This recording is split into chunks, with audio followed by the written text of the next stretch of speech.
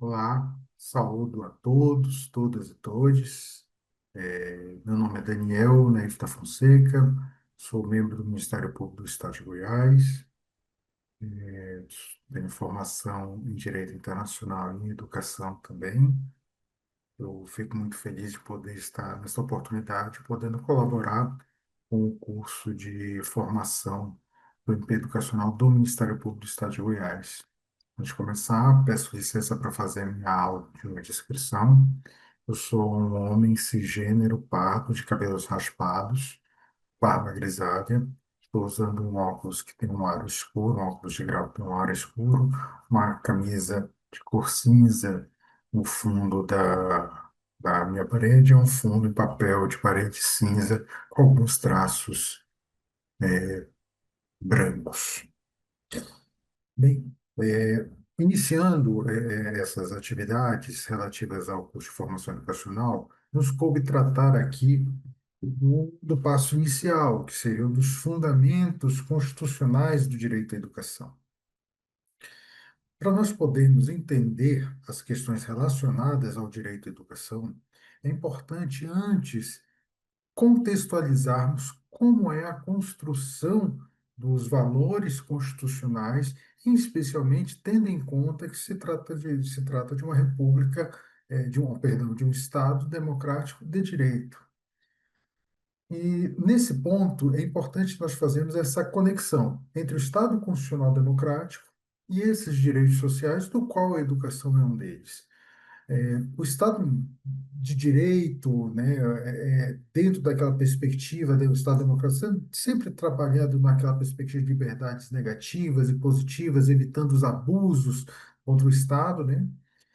E aí a gente vem e encontra a democracia como fundamento desse poder que conduz à legitimidade estatal. Mas é importante nós termos em conta, e esse talvez seja um fator muito relevante para podermos entender o contexto em que a educação entra no Estatuto Constitucional, é que a democracia ela não entra propriamente como um regime estatal, um modelo de regime estatal, mas sim como um princípio norteador, como diria José Canotilho, como um impulso dirigente da sociedade. E esse impulso dirigente da sociedade, que está lá no artigo 5º, parágrafo 2º da nossa Constituição, quando coloca que aqueles direitos fundamentais não serão os únicos, mas podendo também ter outros derivados do regime, ou seja, do regime democrático. Ele indica a democracia como um instrumento de dinamicidade, ou seja, é um processo inerente a uma sociedade aberta e ativa que está a todo momento se reajustando nos seus valores. Esse contexto da democracia, ela nos leva a uma perspectiva já abordada por alguns estudiosos do direito, que é a perspectiva do pluralismo jurídico, que tem hoje, num dos seus principais expoentes, a teoria, a corrente do direito achado na rua, que identifica que o direito é uma legítima organização social da liberdade, ou seja, que as fontes do direito não partem somente do Estado, mas da construção social no espaço público, que é a rua ao qual ele faz alusão, nesse espaço público, e permitindo, com essa construção democrática, a ampliação desses direitos, e sempre em prol, sempre fundado nesse princípio democrático. Nesse contexto, ou seja, de que a democracia não apenas um regime a ser adotado, mas sim um princípio norteador da sociedade, é importante também pontuarmos paralelamente como a educação é vista enquanto direito humano, né? Ela está lá prevista na Declaração Universal dos Direitos Humanos, né? No entanto, é importante que a gente aprofunde um pouquinho isso, enquanto esse espaço seja ainda um espaço um tanto quanto limitado para essa finalidade. Mas se a gente parte de uma noção clássica de direitos humanos, a gente vai ter aquela visão liberal, né, do liberalismo, ou seja, que são valores inerentes à condição humana, valores morais e materiais inerentes à condição humana, né, destacando, portanto, uma função instrumental de um incremento normativo de um status de proteção. O que isso quer dizer? Que esses valores que existem inerentemente quando codificados, eles servem como esse instrumento a demonstrar um status de proteção. Isso seria os direitos humanos numa perspectiva clássica. Mas a perspectiva clássica, ela se limita por ela partir de premissas como se fossem dadas, reconhecidas, e não, como destaca uma perspectiva crítica, do espaço de conflito, do espaço de lutas, de tensões, né? De tensões entre estruturas opressivas e práticas de resistência. Os direitos humanos são frutos dessas tensões, de quando se tem espaços de opressão e essas resistências alargam as suas possibilidades de participar da construção dessa liberdade. É, é, e nesse aspecto é importante destacar, e quando se toca a educação, isso também é extremamente importante destacar, haja vista que a educação, no na sua origem, ela era dedicada a alguns poucos grupos, né? E isso foi aumentando, não foi aumentando por benevolências, mas sim por frutos dessas tensões. Né? Então é importante destacar que nesse papel, esses sujeitos coletivos de direito, esses movimentos sociais, eles são os verdadeiros protagonistas da construção dos direitos humanos. E quando a gente fala do direito humano à educação, a educação, o direito humano à educação é um direito a quê? Essa é uma pergunta válida, porque não se tem nada definido o que seja a educação propriamente dita, né? A gente pode utilizar aquela noção utilitarista da educação como uma perspectiva de construção da cidadania, ou seja, para nós termos bons cidadãos, eles precisam ser educados. Mas é claro, isso é uma perspectiva bastante utilitarista, porque ele foca mais na constituição daquele Estado, daquela nação, do que propriamente no indivíduo. Então, o que é a educação? E aí a gente busca esse conceito, essa construção, esse construto, a partir das lições de Paulo Freire e das lições de Vitor Paro, né? Paulo Freire traz a educação como um processo de intervenção visando a emancipação do indivíduo. O que é visando a emancipação do indivíduo? A educação como aquela força capaz de transformar o indivíduo e colocá-lo como ator principal de sua história e daquela história e não somente da sua história, mas de toda a história da sua comunidade.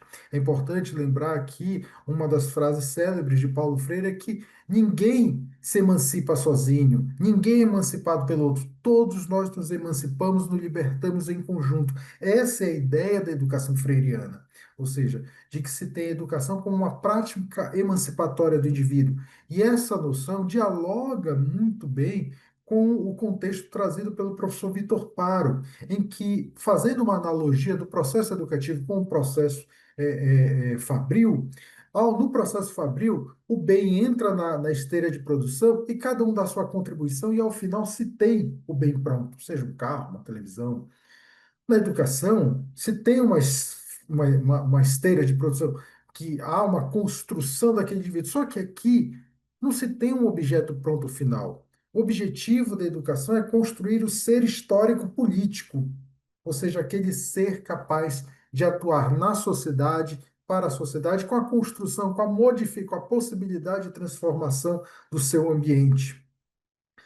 E a construção desse ser histórico político parte da noção, e aí nós voltamos ao princípio democrático que rege a Constituição como princípio de força de movimentação, de que esse ser político ele não é construído simplesmente pela intervenção como um agente passivo. É necessário que ele consinta. Esse é o grande diferencial da educação, que para a construção deste indivíduo, deste ser político, desse sujeito emancipado, é necessário que ele consinta, é necessário a efetiva prática dialógica e, portanto, democrática dessa construção. São esses parâmetros educacionais buscados nesses estudos da ciência da educação que serão utilizados para nos orientar o que seriam, como seria esse estatuto, como seria esse estatuto constitucional do direito à educação. Para tanto, é importante a gente notar que a educação ela deve ser um processo, né? Então, por que que a gente faz esse ponto? A educação, o direito humano à educação é um direito a quê? É aquela pergunta que nós nos fizemos, né? É, e aí nós temos algumas noções restritivas do direito à educação, ou seja, a educação enquanto acesso à escolarização, ou seja, o direito a apenas determinados níveis de ensino, como foi fundamental no passado, como hoje é o ensino médio, a educação básica inicia na educação infantil e vai até o ensino médio. A limitação de outras possibilidades de expressão da educação, ou seja, somente a educação aquela formal, né, e não outras possibilidades como a educação popular, as práticas culturais e tudo que pode influenciar no processo de formação desse ser histórico político, no processo de emancipação. E também a gente pode tomar essa noção, avançar, bem, se a gente tem que a educação ela pode ser olhada restritivamente somente por esses acessos a esses níveis. Também a gente pode adotar outras perspectivas restritivas da educação, ou seja, a educação enquanto acesso a recursos educacionais. Então, a garantia do acesso à escola, a garantia do acesso ao material escolar, ao transporte, pronto, está garantido o direito à educação. Essa é uma questão bastante incomum, porque é partir do princípio que o pleno, apenas o acesso, sem a garantia da construção desse sujeito histórico-político, estaria materializando o que seria o direito à educação, né? Da mesma forma, a tomar a educação como resultados de aprendizagem tão somente, que certamente são um dos aspectos, como nós veremos a seguir, mas só tomar a educação como resultado daquilo que se aprendeu, né? Então, a educação é tudo aquilo que consegue ser revertido numa quantificação demonstrativa da aprendizagem. É interessante lembrar que uma frase de Albert Einstein, que teria dito o seguinte, que nem tudo que conta, conta, mas e nem tudo que conta também conta. Ou seja, nem tudo que é passível de dimensionamento é válido, é necessário. E nem tudo aquilo que você não consegue dimensionar não deixa de ser relevante. Então, essa noção da educação como um fator de verificação de aprendizagem também é uma noção bastante limitada do que seria a educação. Então, o que é educação? Nós trazemos uma perspectiva trazida pelo professor Tristan McCall que coloca a educação como um processo. Um processo que envolve, sim, o acesso à escolarização, aos níveis de escolarização, sim, o acesso aos recursos educacionais, sim, aos processos que permitam a aprendizagem, mas com qual finalidade? E esse, tomando mais uma vez, retomando os estudos freirianos, de Paro, na construção do ser político histórico, numa emancipação do indivíduo. Emancipação do indivíduo, portanto, que traz não somente o resultado do atingimento daquele determinado nível ou do atingimento daquela determinada escala de dimensionamento, mas principalmente uma educação baseada em direitos. Uma educação em que vê no ser humano, vê na proteção, vê na construção dos direitos humanos o seu principal objeto, ou seja, formar o indivíduo para, nessa sua função enquanto ser político histórico, possa intervir no sentido da ampliação dos direitos humanos, dialogando com o papel que os movimentos sociais tiveram na construção desses mesmos direitos humanos. Então, a educação ela passa a ter esse aspecto de que ela é um processo que envolve diversos pontos, diversas noções, aprendizagem, acesso escolar, níveis de ensino, mas ela é maior. Ela foca na construção, na valorização do direito humano como seu principal objeto de formação desse ser político histórico. É interessante que nessa análise é trazido um relatório de uma comissária da Unicef, quando fazia uma análise em um dos países da África, do qual não me recordo, em que, para se ter uma educação que tenha uma abordagem baseada em direitos, ou seja, que tenha o ser humano, a valorização do humano no seu centro, era necessário que se ter quatro As, four A's, né? Quais seriam eles? Availability, que seria a disponibilidade, ou seja, a provisão de entidades, recursos e oportunidades educacionais. É necessário que tenha escola, é necessário que tenha um espaço educacional, é necessário que tenha biblioteca. Accessibility, acessibilidade, ou seja, de que o acesso a esses espaços precisam estar eliminados de barreiras de acesso, sejam elas materiais, como a gente pode pensar para as pessoas com deficiência, né? Mas também algumas outras barreiras linguísticas, por exemplo, que também se aplicam a algumas pessoas com deficiência, no caso das Libras, mas, por exemplo, das línguas dos povos originários, em que é permitido, sim. Então, é necessário que essa escola, essa estrutura exista, que ela seja acessível, que ela seja eliminada de barreiras, que não se tenha barreiras para se acessá-la. É necessário também que haja a admissibilidade, ou seja, o que que é acceptability?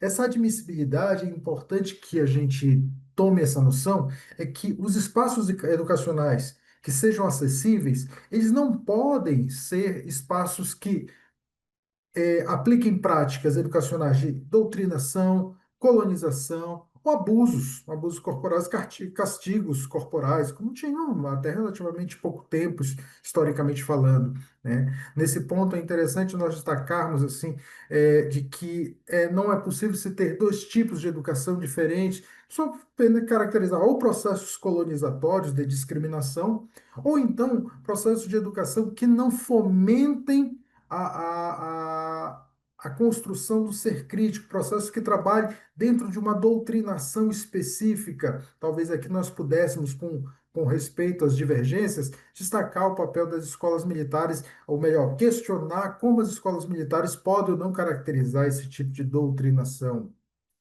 Por fim, o quarto A seria adaptability, ou seja, adaptabilidade. É a garantia que toda escola está disponível, que é acessível, que não é doutrinadora, ou seja, que é uma escola admissível, né? Que ela garanta a inclusão e a adaptação das necessidades de diversos grupos sociais para o acesso a entidades educacionais, ou seja, as pessoas com deficiência, populações indígenas do campo, minorias, é necessário que ela possa se adaptar. E assim, quando a gente fala dessa adaptação, é importante a gente lembrar que a Lei de Diretrizes Básicas da Educação, de 96, quando ela disciplina o formato da educação, ela abre possibilidades para metodologias de ensino que muitas vezes são as necessárias para promover o acesso à educação, ou seja, são práticas efetivas de adaptação. A gente poderia colocar aqui nas escolas do campo, por exemplo, turmas multisseriadas, que não é necessariamente ilegal ou inconstitucional, ou então modelos em que os alunos passam um tempo em aula, 15 dias, e passam outro tempo nas suas casas, como é o modelo do Pronera, que é o programa de formação para as comunidades assentadas em reforma agrária. Então, assim, adaptabilidade é isso, ou seja, então, para nós termos um processo educacional baseado numa abordagem de direitos, ou seja, de valorização dos direitos humanos, nós temos que atender esses quatro requisitos mínimos, ou seja, que o equipamento esteja disponível, que o equipamento seja acessível, que esse equipamento não pratique, não execute práticas de doutrinação, colonização, e que esse equipamento seja adaptável às necessidades e às realidades. Dito isso, é importante agora sim colocarmos como isso entra no Estatuto Constitucional do Direito à Educação. É claro que esse curso de formação terá diversas etapas em que vários pontos desse estatuto serão aprofundados. Então, nosso papel aqui é simplesmente fazer uma apresentação geral desse estatuto, sugerir algumas discussões para que elas possam ser aprofundadas nos módulos apropriados. Primeira coisa a se dizer quanto a isso é que, conquanto a educação já estivesse presente em outras cartas constitucionais do Brasil, como serviços, como garantias de ensino obrigatório, essa é a primeira vez na história republicana do Brasil em que se tem uma Constituição que fixa a educação enquanto direito social. Então, nós temos um parâmetro de direito social construído a partir das lutas das tensões entre os grupos sociais, que passa a abarcar aquilo que era um serviço com alguns parâmetros de obrigatoriedade, como era o ensino primário anteriormente, agora ele passa a ser um direito, ou seja, algo que passa a exigir do Estado um aprovisionamento para a entrega de um serviço. E aí é importante nós tentarmos definir como é esse estatuto constitucional do direito à educação, né? Nós são fundamentos constitucionais do direito à educação, ou seja, quais são as bases constitucionais do direito à educação? O que está dentro da moldura constitucional que se refere ao direito à educação? Isso está lá entre os artigos 205, 214 da Constituição, isso todos nós que estamos no Ministério Público temos conhecimento. Para uma questão de organização, nós fizemos essa moldura, esse estatuto, em quatro partes. Nós fizemos essa divisão em quatro partes. Uma parte que trata dos princípios gerais do ensino, e nós vamos verificar como que isso pode repercutir em termos de diferenciação quando a gente fala educação, dos deveres estatais para com a educação, da organização e distribuição das competências relacionadas à educação e do planejamento e financiamento da própria educação. Os princípios gerais. Primeiro ponto é partir do que é, qual a finalidade da educação. E o artigo 205 nos traz lá para que serve, qual a final, o que se objetiva com a educação. O pleno desenvolvimento da pessoa, o preparo para o exercício da cidadania e a qualificação para o trabalho. Mas é importante, lembrando sempre dos quatro As, e lembrando da educação enquanto um processo de construção do ser histórico no mundo, ser histórico político no mundo, essa noção, essa finalidade da educação, ela visa, portanto, a construção de algo mais amplo. Ela não visa tão somente a conferir educação formal aos cidadãos, ela visa a formação da pessoa, do desenvolvimento da pessoa, daquele que a pessoa possa, nos dizeres de Freire, se libertar, se emancipar na prática com os outros. Né? O exercício da cidadania, a construção do ser histórico-político, ou seja, de poder exercer a cidadania na sua plenitude, e a qualificação para o trabalho, que também entra não só nos aspectos da educação formal, mas também nos aspectos da capacidade de intervir no seu redor. Então, a finalidade da educação que nós temos que ter é essa. É claro que isso são sempre, há sempre uma disputa de sentidos, isso é natural nas sociedades dinâmicas, na sociedade democrática, ainda com mais razão. Mas é importante que olhar para essa finalidade, tendo em conta esses parâmetros freirianos, é uma proposta que valoriza a educação do ponto de vista de valorização dos direitos humanos, que tem a educação como um elemento de valorização e fortalecimento de direitos humanos. Feito isso, temos o que objetiva a educação, os objetivos da educação. Entramos agora sim na principiologia do ensino brasileiro. E aqui cabe fazer essa ressalva. A educação é algo mais amplo, é a formação do indivíduo. O ensino é a metodologia, é a forma como vai ser aplicada na educação formal, ou seja, naquela educação escolar. Então, o ensino ele vai se referir à educação na sua perspectiva escolar, já que a educação é algo muito mais amplo. Então, quando a gente pensa em educação escolar no Brasil, nós temos que ter em mente que esses princípios devem ser preservados. Quais são eles? E aí, esses princípios previstos no artigo 206, nós tomamos a liberdade de dividi-los em três categorias. Princípios que tratam da equidade, ou seja, princípios que tratam da igualdade de acesso e permanência na escola, da gratuidade do ensino público em estabelecimentos oficiais, da garantia da educação e aprendizagem ao longo da vida, ou seja, princípios que visam permitir que todos tenham acesso de acordo com as suas necessidades, adaptação e acessibilidade, adaptabilidade e acessibilidade. Esse são princípios que são orientados por esse valor da equidade. E aqui a gente traz um dispositivo também do mesmo Estatuto Constitucional, que está lá no artigo 210, parágrafo 1º, que é a garantia aos povos originários de utilização de suas línguas nativas no sistema regular de ensino. Ou seja, há uma principiologia que prevê a acessibilidade, a adaptabilidade e, especificamente, para que não reste nenhuma dúvida, haja vista que a Constituição estabelece que o ensino será ministrado em língua portuguesa, faz a ressalva, que talvez muito valiosa no sentido de reconhecer a importância dos povos originários, né? Faz a ressalva de que para os povos originários também poderá, o ensino também poderá ser ministrado em língua nativa.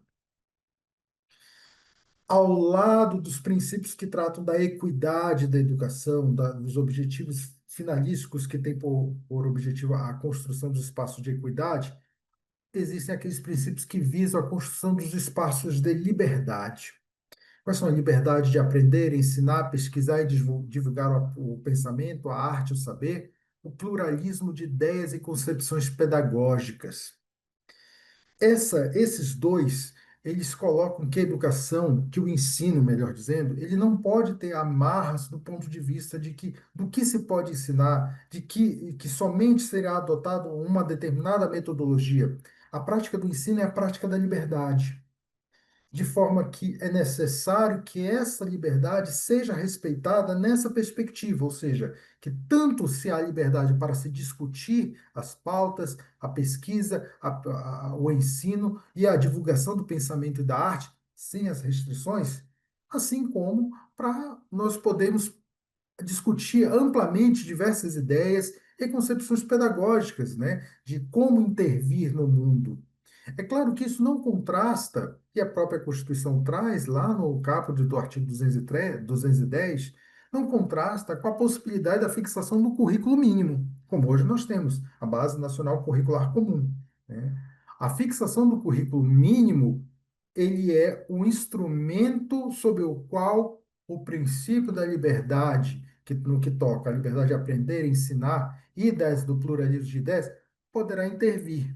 Então, não se trata de limitar essa liberdade, mas simplesmente de estabelecer parâmetros mínimos sobre o qual a liberdade poderá intervir, sem estabelecer parâmetros máximos, por óbvio. A liberdade ela é ampla. E outro ponto, quando a gente fala da liberdade, que é o princípio da preservação da laicidade do ensino, né? O artigo 210, parágrafo primeiro prevê a possibilidade da ocorrência de aulas de educação religiosa nas escolas públicas, o que a mim soa, de certa maneira, até um pouco inadequado, mas, bem, está presente na Constituição, mas que não, eles não são de matrículas obrigatórias. Ou seja, o ensino, ele é laico.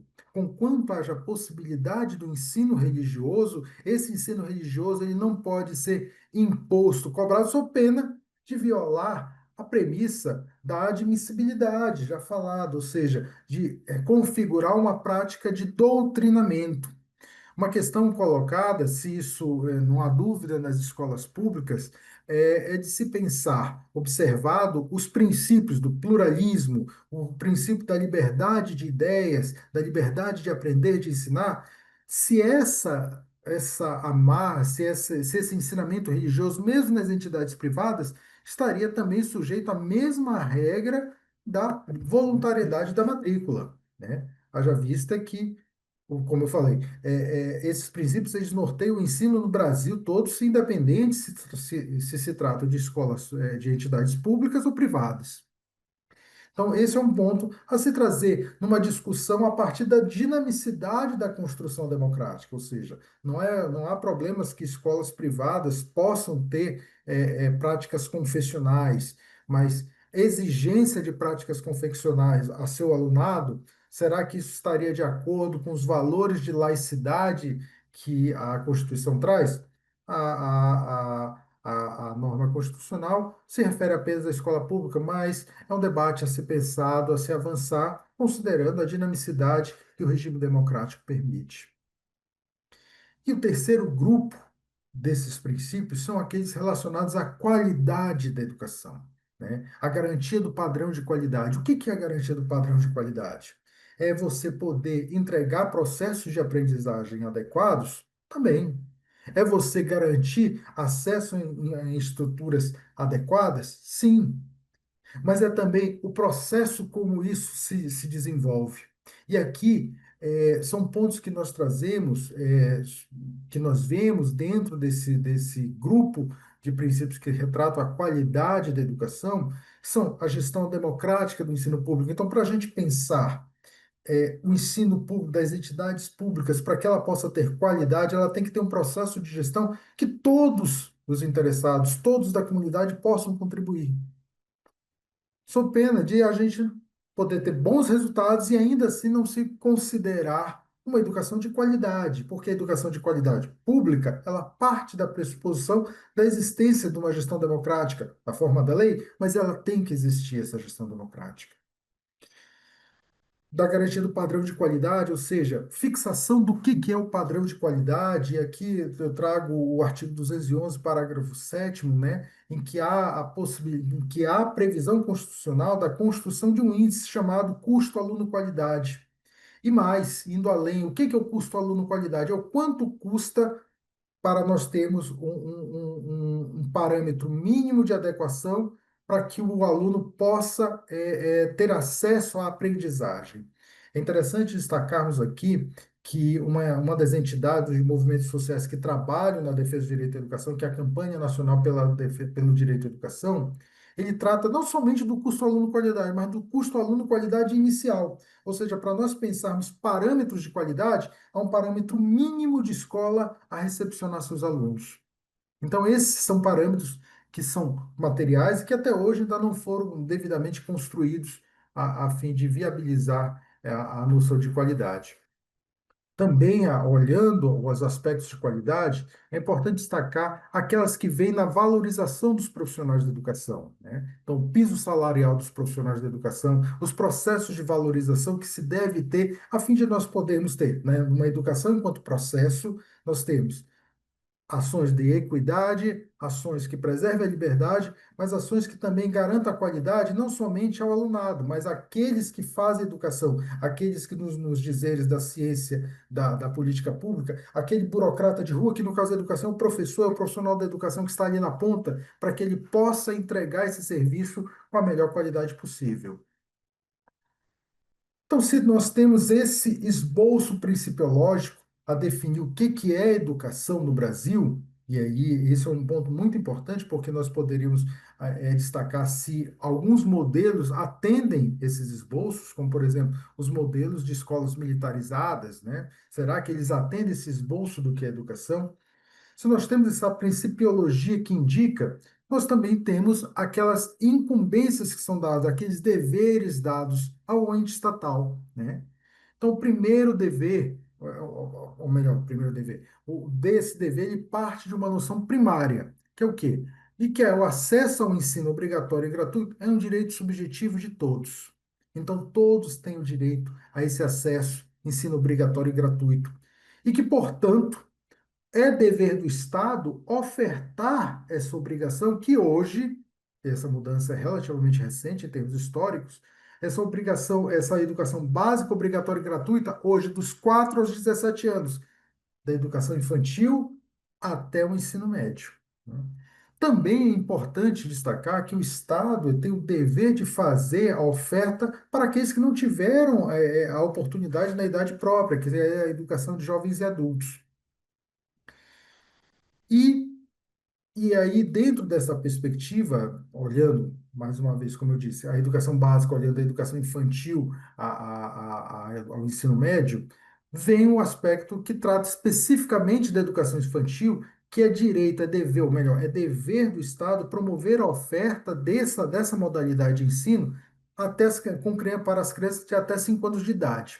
E é importante aqui trazer o tema 548 do Supremo Tribunal Federal, que reconheceu que o direito à creche para as crianças mesmo de 0 a 3 anos, ou seja, quando ainda não há obrigatoriedade, é um direito que o Estado deve promover a oferta desse serviço. Ou melhor, a ausência de obrigatoriedade é uma questão que toca a família. Se a família não quiser matricular essa criança de 0 a 3 anos na creche, é um direito que lhe resguarda. Mas se assim o pretender, é dever do Estado movimentar, montar a estrutura necessária para que esse serviço seja ofertado. Também é dever do Estado promover a oferta do atendimento educacional especializado às pessoas com deficiência e transtornos do desenvolvimento nas redes regulares de ensino, né? E é importante destacar porque o texto constitucional vem dizendo que preferencialmente que o atendimento dessas crianças, dessas pessoas, será preferencialmente na rede regular de ensino. Entretanto, a nossa compreensão é de que a Convenção dos Direitos da Pessoa com Deficiência, em seu artigo 24, quando coloca que é direito de toda pessoa com deficiência estar na rede em turma regular, por essa convenção ter seguido o procedimento específico de convenções de direitos humanos e integrado à Constituição, ela vem como norma constitucional e afasta esse preferencialmente. Hoje não é o preferencialmente que ela deve ser, ela é obrigatoriamente, ela tem o direito, é o melhor, é dever do Estado obrigatório garantir a inclusão em turma regular. É claro que algumas questões podem ser suscitadas e o texto constitucional ele não, ele abre espaço para essa suscitação de estratégias de intervenção dessa inclusão, mas isso é espaço para outro momento, para outro módulo. Também é dever do Estado, objetivando a questão da accessibility, da acessibilidade, né, a oferta de programas suplementares para a promoção integral do direito à educação, transporte, alimentação, livro didático, de gestão financeira nas escolas, como é o programa Dinheiro Direto na Escola.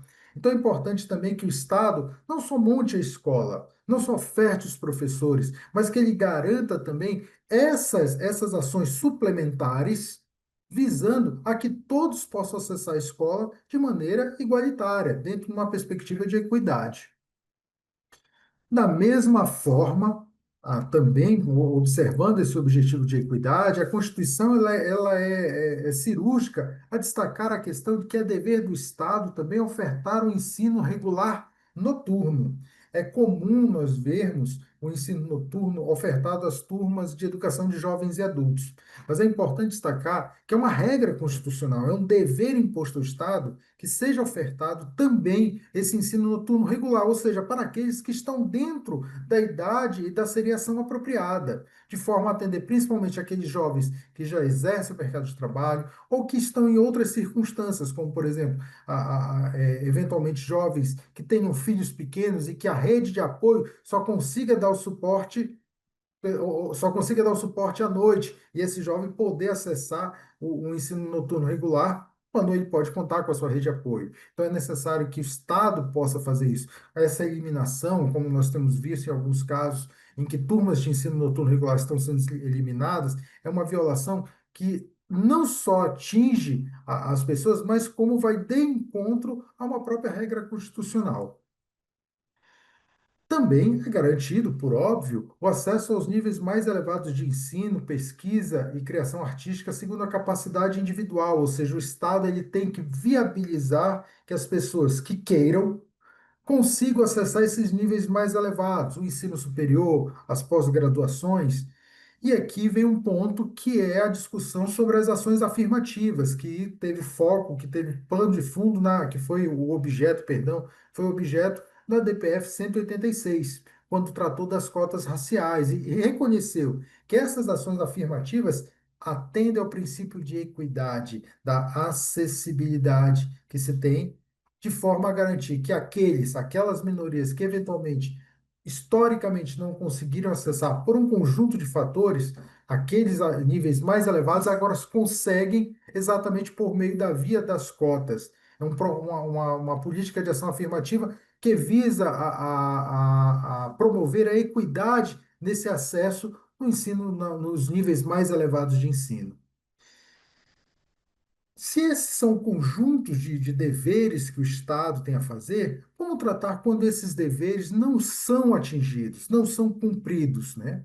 E aí a gente entra na questão da responsabilidade.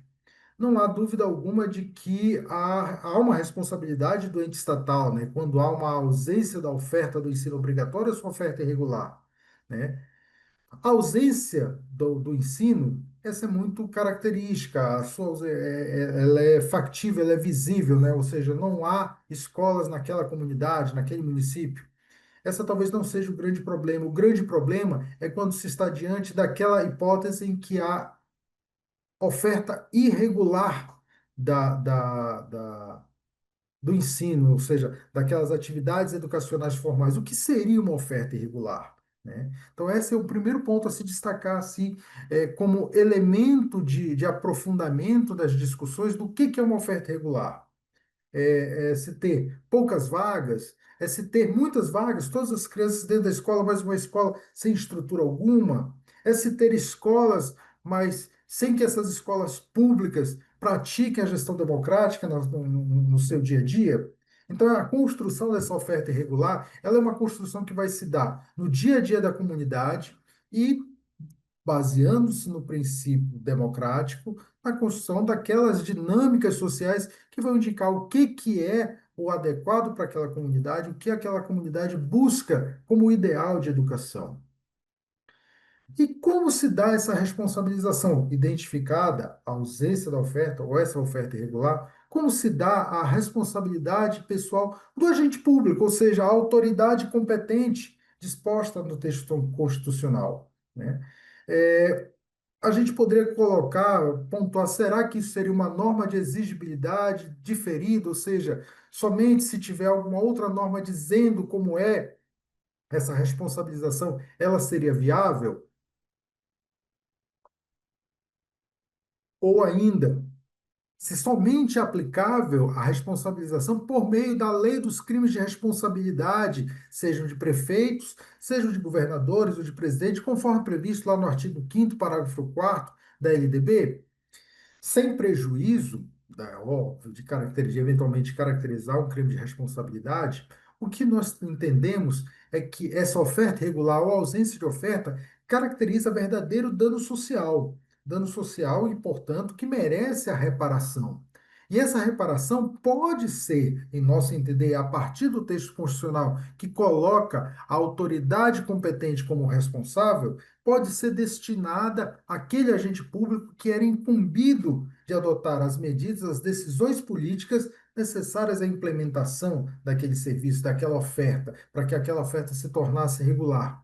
É claro, uma responsabilidade sob uma perspectiva subjetiva, ou seja, verificação de dolo, culpa, tudo mais, mas não desresponsabilizando o agente. O que, no nosso entendimento, o Estatuto Constitucional permite a responsabilização direta do agente por aquela oferta irregular ou inexistente da educação. Dito isso, passamos para o outro, a outra estrutura que temos no Estatuto Constitucional. Então, nós tivemos as primeiras, as principiológicas, que dão o norte do que é o ensino no Brasil, as segundas, que dão o que deve o Estado promover e como fica a questão da responsabilização pela oferta irregular ou ausência de oferta do ensino. O terceiro, a organização e a distribuição das competências. Como que é feita essa distribuição das competências? E aí a Constituição nos traz que há uma divisão de atribuições, mas também ela se refere ao regime de colaboração.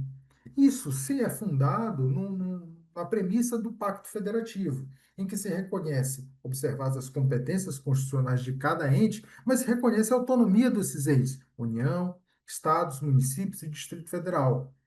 E já que a execução da política educacional é ofertada pelos diversos entes, é importante que se tenha essa noção de pacto federativo quando se pensa no regime de colaboração, quando se pensa naquilo que a Constituição traz como Sistema Nacional de Educação, para fazer um parâmetro, aquilo que seria, guardadas as diferenças por óbvio, o SUS da educação. Né? A construção de um Sistema Nacional de Educação deve se basear no regime de colaboração. Atualmente, o Brasil não conta com um sistema nacional de educação estruturado, né? Há, inclusive, projetos de lei para criar esse sistema estruturado à similaridade dos outros sistemas, como o SUS ou o SUAS. Mas atualmente não há essa regularização do Sistema Nacional de Educação. Isso nos permite dizer que não existe esse Sistema Nacional de Educação? Eu ouso discordar. Exatamente por qual motivo? Porque a Constituição já o traz e o estabelece. O Sistema Nacional de Educação é aquele executado pelos entes federados em regime de colaboração e observadas suas atribuições. O que acontece atualmente, sim, é que há uma coordenação muito fragilizada desse Sistema Nacional de Educação, que eventualmente a lei que cria e estabelece as regras pode suprir, pode melhorar e aprimorar isso. Mas o regime de colaboração, fundado no princípio federativo, permite que os entes pactuem no sentido de ofertar a educação conforme, ofertar os serviços educacionais, a política educacional, conforme as suas atribuições. E quais são essas atribuições prioritárias? A União. A União ela cabe reger o seu sistema federal de ensino, que envolve educação básica, nós temos entidades de educação básica vinculadas à União, né? A educação tecnológica, que são, hoje são principalmente os institutos federais que tem pelo Brasil, do estado de Goiás, de Brasília, do Mato Grosso, por aí vai, e a educação superior, as entidades federais de ensino superior. Então, a União trabalha sobre esse grupo. Algumas escolas de educação básica, né, as escolas de educação tecnológica do seu sistema, sistema IF, e as entidades federais de ensino superior. Mas apesar da União tratar disso, ter essa atribuição, é bom destacar que no que toca às universidades e aos institutos de pesquisa científico-tecnológicos, IFs, há uma garantia da autonomia didático-científica, administrativa e de gestão financeira e patrimonial. Então, a União ela fixa parâmetros, mas aquelas entidades gozam dessa autonomia. Agora, qual a extensão dessa autonomia? Atualmente há em curso, no Rio Grande do Sul, uma ação civil pública, que está aqui no slide, em que discute a possibilidade da Universidade Federal do Rio Grande do Sul de criar cotas para a população, para o público transgênero, né? Houve o entendimento na liminar de que a criação por parte da universidade sem previsão legal para tanto viola algum dos princípios da administração pública. Um processo que ainda está em curso, então ainda vai haver outros desdobramentos, mas particularmente o que eu vejo um entendimento errôneo, né? Haja vista que é garantido a essa autonomia didática e administrativa, ou seja, de forma que a universidade possa não só construir as suas vagas, mas estabelecer os critérios de seleção de suas vagas, né? Então, eu não vejo os problemas destacados na liminar, ela é pública para quem tiver acesso, então, mas ainda é uma questão que está em curso. Da mesma forma, eu trago a questão do sistema do Colégio Militar do Brasil. O sistema do Colégio Militar do Brasil são os colégios do Exército, né? São gerenciados pelo Exército, são mantidos pela União, haja vista que são verbas federais que vão do Ministério da Defesa para ele, mas a gestão dele é feita pelo comando do Exército e não pelo Ministério da Educação, por exemplo, ou outro órgão vinculado diretamente à União, mas sim ao comando do Exército.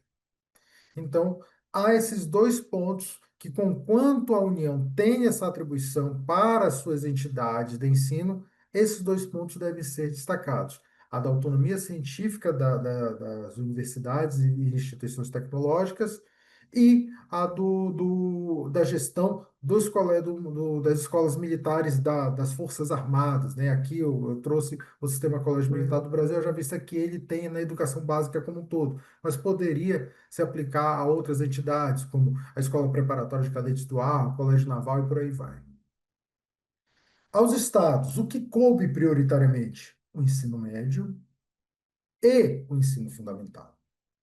Então, cabe aos estados executar suas políticas de forma que ele oferte, observado aqueles quatro As, né, o ensino médio e o ensino fundamental. O município, por sua vez, cabe ofertar prioritariamente a educação infantil e também o ensino fundamental. Ou seja, nós temos um ponto de interseção aí entre Estado e município no que toca ao ensino fundamental. Ambos os entes podem ofertar o ensino fundamental na sua integralidade ou parcialidade. É importante que o regime de colaboração, e esse talvez seja um dos grandes espaços que o regime de colaboração poderia agir, estabelecer como fazer essa distribuição dessa oferta. Porque já haverá situações em que tem municípios que têm condição de ofertar uma estrutura muito boa do fundamental do primeiro ao nono ano. Por outro lado, há municípios que não têm essa condição, e aí vamos ter que contar com a participação do Estado. É importante destacar também alguns outros aspectos, principalmente recursos humanos, que nos permitem, considerando o modelo que é predominante da divisão do ensino fundamental no Brasil hoje, que, ou seja, que é em dois ciclos, o primeiro ao quinto ano, do sexto ao nono, que é a questão do corpo funcional, né? Porque do primeiro ao quinto ano não é necessário, não há exigência que os professores que vão ser destacados para essas atividades tenham formações específicas, como história, biologia, matemática, né? Eles têm, em regra, formações, por exemplo, dos cursos de pedagogia, que podem atender a educação infantil também. Por outro lado, os alunos, ou melhor, os professores que atuam no segundo nível do ensino, no segundo ciclo do ensino fundamental, quando já há divisão por disciplinas, a esses é exigível a formação específica, ou seja, biologia, matemática, química, tal como é no ensino médio. Então, sob o ponto de vista de racionalidade, seria mais racional que o município assumisse a educação infantil e a primeira parte do ensino fundamental e o Estado a segunda parte do fundamental e ensino médio. É claro que isso, mais uma vez, ressalto, depende do regime de colaboração. Hoje há um movimento dos estados no sentido de entregar por completo o ensino fundamental às redes municipais. Isso é um movimento meio que generalizado. Agora, é importante identificar a capacidade que a rede municipal tem de absorver esses alunos e como eventualmente municípios que sequer têm condições de formar corpo para isso. Então, esse é um ponto. Segundo ponto, identificar como que isso está dentro dos planos estaduais de educação. A título de exemplo, nós temos no estado de Goiás o atual plano estadual de educação o vigente, ele estabelece que ao final do plano o estado deverá assumir todas as turmas de é, é, de ensino fundamental 2, mas não é o que está acontecendo aqui. Então, só para ter um parâmetro. O Distrito Federal, pela sua estrutura, sua formação, ele assume as atribuições dos estados e municípios, portanto, ele assume todos os níveis da educação básica. E nós temos que esses entes, estados e municípios, tendo por base um princípio de equidade, né, eles devem fazer uma ação redistributiva para todas as escolas de termos de recursos. Ou seja, está lá no artigo 211, parágrafo 6º, de que os entes, estados e municípios farão ação redistributiva às suas escolas. Redistributiva com base em quê? Com base em equidade. Se nós temos a educação enquanto, se nós temos como objetivo da educação a formação do ser humano, a valorização dos direitos humanos e a construção desse ser político histórico, o parâmetro de redistribuição deve ser o de equalizar as diferenças e não de fomentá-las. E parece um pouco exacerbado falar isso, mas há iniciativas em algumas redes pelo Brasil de que mais recursos são dados às escolas que atingem alguns parâmetros de resultados. Então, quem atinge a maior média nos exames de larga escala, são escolas que recebem mais recursos. Isso vai de encontro a esse ideário de equidade, né? O processo da construção escolar não é um processo de atingir resultados, não é um processo de estímulo da concorrência, mas um processo de equalização. Então, esse é o parâmetro que nós entendemos o adequado aos princípios constitucionais do que seja uma função redistributiva. E também destacar, ainda dentro dessa questão da organização e distribuição das competências, que a iniciativa privada pode sim prestar serviços educacionais, desde que, óbvio, autorizada e seguindo parâmetros fixados pelo poder público. Eu esqueci de anotar aqui, mas hoje há uma discussão, por exemplo, está até no Supremo, se eu não me engano, já há um voto nesse sentido, mas a discussão ainda está em curso, de que a rede privada, ela não está, como é que eu posso dizer? Ela não está fora dos parâmetros principiológicos que regem o ensino no Brasil, né? E hoje isso quer dizer que alguns aspectos que antes eram só vistos para a escola pública tendo a educação enquanto esse processo permanente de valorização do indivíduo, alguns parâmetros passam a ser discutidos e, eventualmente, até a possibilidade de exigência deles dentro da escola privada, como, por exemplo, a gestão democrática. Apesar de ser uma escola privada, já há espaço e hoje há uma discussão em curso no Supremo Tribunal Federal que vê a possibilidade, tem um voto, né, se eu não me engano, do ministro Barroso, que vê essa possibilidade da aplicação do reconhecimento de práticas de gestão democrática, mesmo no ensino privado. Circunstância mesmo que nós podemos colocar sobre a laicidade. Não há dúvida que no Brasil há escolas de natureza confessional. A questão é, apesar dela ser privada, apesar dela ser vinculada pelo contrato, a escola de natureza confessional tem a possibilidade de exigir que aqueles estudantes pratique aquelas atividades confessionais, a restrição constitucional, em princípio, é para a escola pública, né?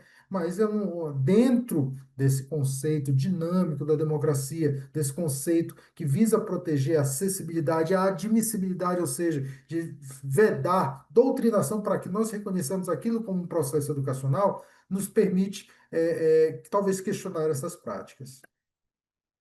Por fim, o quarto elemento desse estatuto constitucional, o quarto grupo de elementos desse estatuto constitucional da educação, é o que trata do planejamento e financiamento da educação, né? Sempre baseado num objetivo de justiça social fiscal aplicada à educação, ou seja, se faz a redistribuição visando a diminuição da desigualdade por meio da educação. E isso está lá, dentre os objetivos da República Brasileira, lá no artigo 3º da nossa Constituição, que um dos objetivos é exatamente diminuir as desigualdades, né? Então, essa prática da justiça fiscal, né, ela entra aqui no campo, no Estatuto Constitucional da Educação, por meio da educação como um dos instrumentos, e aí reforçando a perspectiva freiriana da emancipação do indivíduo e favorecendo a construção de espaços de equidade. Então, nós temos uma política pública educacional que tem que trabalhar sobre dois pilares, como qualquer política pública: planejamento e orçamento. A vinculação das receitas públicas está lá no artigo 212 caput e 212-A, ou seja, como que as receitas públicas se vinculam ao serviço, à política educacional. Existem parâmetros que a Constituição traz de percentuais que devem ser destinados à política educacional. E aqui nos traz uma questão em discussão, em vira e mexe, essa discussão ganha força, que é a desvinculação das receitas. A proposta de desvinculação de receitas, ou seja, permitir que o ente, a União, os estados, os municípios, possam não precisar destinar aquele percentual específico, conforme a sua natureza, para a educação. O que,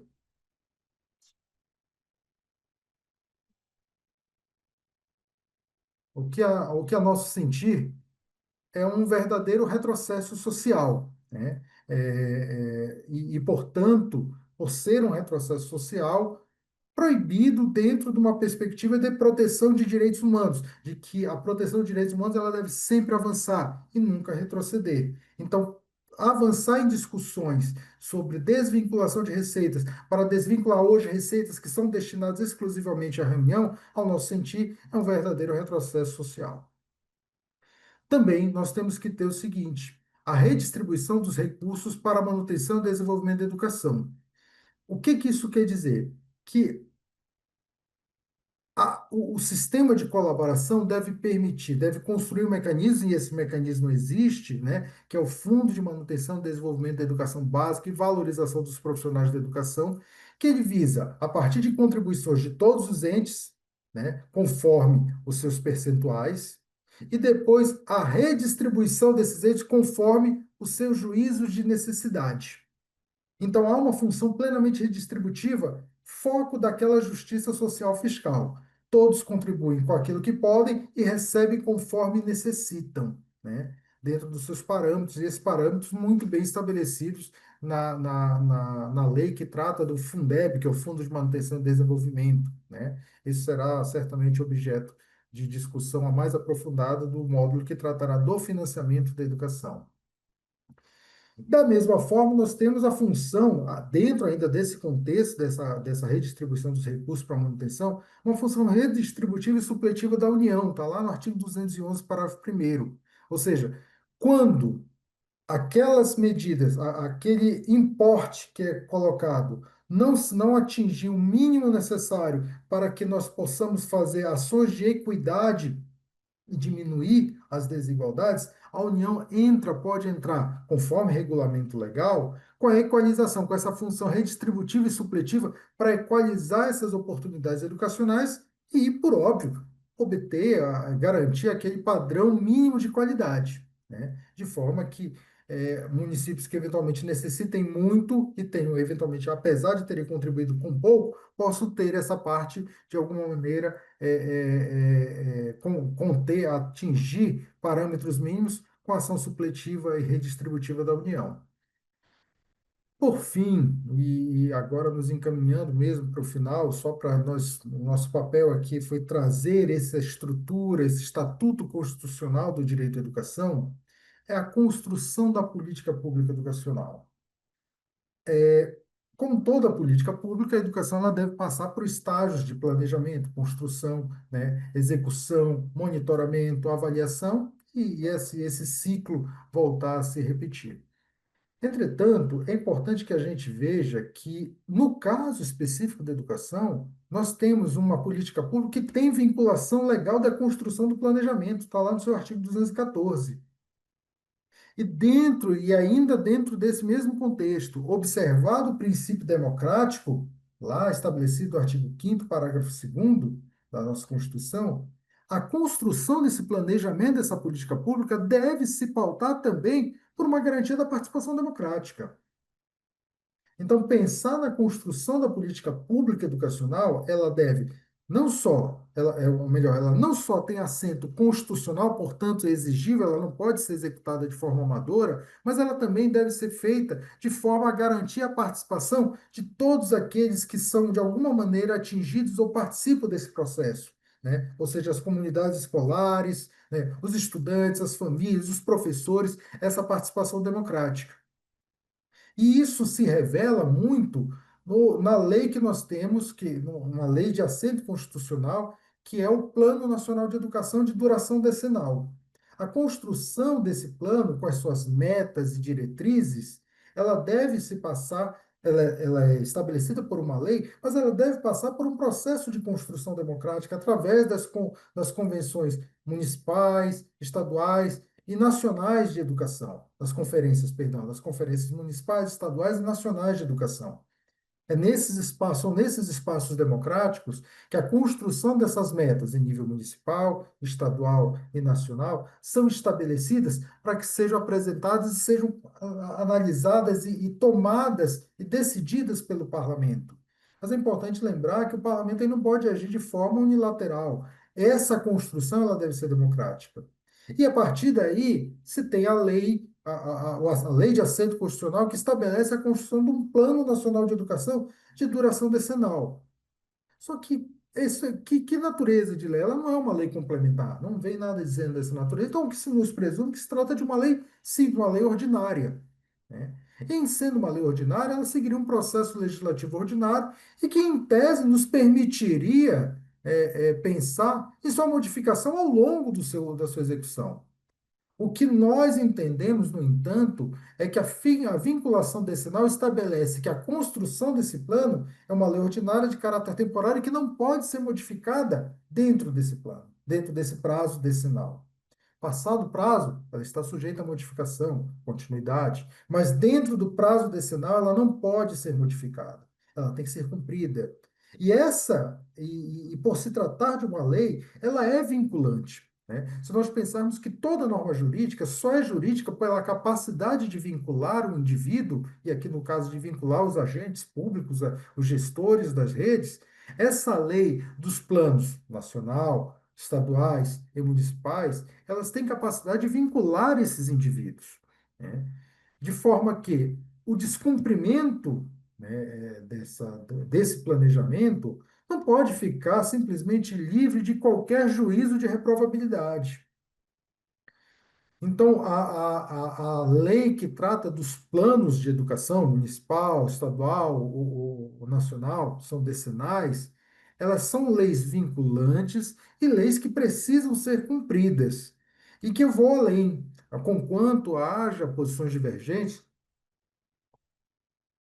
entendeu? Conquanto haja posições divergentes, né, o nosso entendimento é que a vinculação dela vai dentro daquela regra mesma que estabelece os deveres do agente público, os deveres do Estado e a responsabilidade da autoridade competente pela oferta irregular. A inobservância dos planos, deliberada ou por omissão, é uma forma da prestação irregular do direito à educação.